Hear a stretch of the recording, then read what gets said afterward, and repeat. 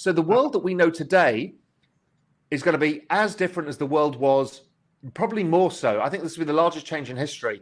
So more than the world we saw in 2000 and from 2000 to 2010, the change from 2020 to 30 is going to be absolutely ridiculous.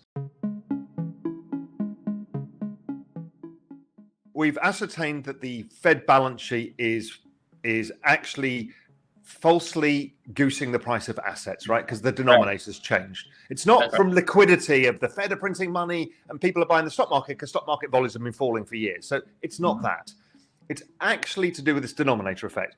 And the central banks are basically printing, on average, about 15% a year. So for you to make actual wealth, you need to beat 15%, because 15% of the stock market return is just the denominator. Okay, so how the hell do you make 15% in this world? Well, we all kind of know crypto, and we've all understood it. And we start to understand, and I've been a big driver behind it, people understanding network effects, exponential trends, and how that plays out. But in thinking about this whole denominator effect, I started to think about, okay, where can I get 15%? Well, that rules out pretty much most of the, major equity indices. It probably rules out the bond market, rules out the credit market, it rules out FX markets. There's pretty much nowhere to do it until you start thinking, maybe I can apply what I've learned in crypto. And I started thinking about things like Amazon and Apple and Google and Facebook, and realizing all of us macro guys got all of those wrong, every one of them. And I'll put my hand up. I got it wrong. It's a bubble. Amazon should not be trading a P of 600. Amazon is worth more than every other bookseller in the world. Remember, this sounds like Tesla, right? It's worth more than every other bookseller in the world. This is ridiculous. It's worth more than all the books ever printed. This is ridiculous. It's because Amazon was never a book company. It was a network. And once you understand that, you understand its valuation, which means it trends logarithmically.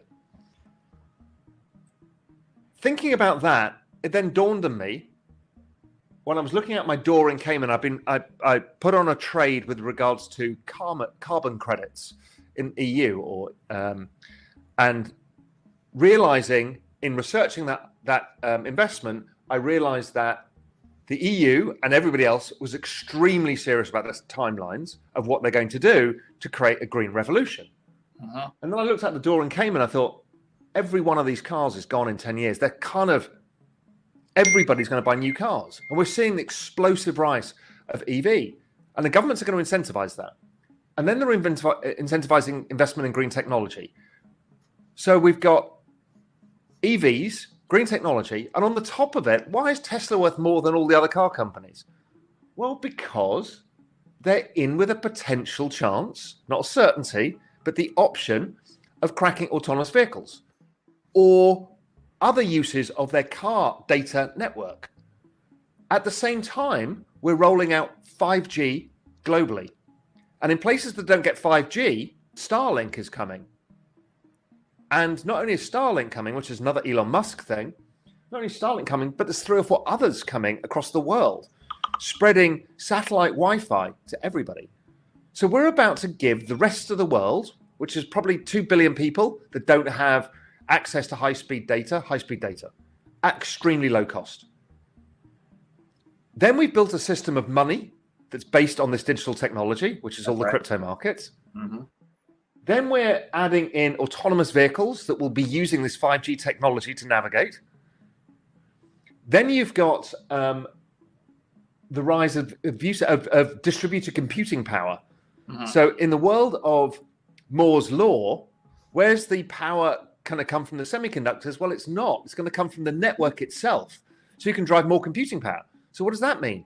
It means things like the Human Genome Project gets cracked super quick because you've got massive computing power. You've got massive access to data, and now you can apply another exponential trend, AI, to it. So we're now doing things at exponential rates. So we've got exponential adoption of exponential technologies that all interact into a larger network of the digital world, all at the same time within 10 years. Because every one of these is not now a pipe dream that they were 10 years ago, where we all started talking about them. They're all a reality. And there's a load more behind that. We've got robotics as well. We've got wearable devices, the Internet of Things. I mean, the list is kind of endless. And for me as a macro guy, I made my money basically trading the downside. You collect a bit of coupons on the upside and you make a killing when the concentrated returns came in downside because you could use options and leverage. But now we've got an opportunity as macro investors to invest in the upside, which most of us in crypto have got used to. It's that infinite call option in an exponential trend where you don't mind the volatility because it gets more than compensated in the returns. So that's where I think we're going. And so that's why it's very important, because the crypto revolution is part of this. It's all part of this same massive digitization of the world that is underway. Volatility is a bad word if it's suppressed. So when it's suppressed, you tend to get hyper volatility. And those things like often happen in credit markets. You know, you're making 3% returns and then you lose 50%, right? So the returns don't compensate for the risk. Volatility, particularly in these logarithmic or exponential trends, you tend to get compensated for the risk. So if I went back and actually did a Twitter post on this yesterday, if you look at the volatility in these network models, Facebook, Google, Amazon, they've had huge volatility. Yep. But the trend has been exponential. So you've been more than compensated. And Bitcoin's even more volatile and you've been even more compensated. So, you know, that's, some people can look at it as a sharp ratio, or you might look at it, if you look at the skew to the upside, a Sortino ratio, and of which Bitcoin is extremely powerful. And so is the whole crypto space. That's not to say everything's a winner, because you're going to have losers too. But overall, the space is growing exponentially.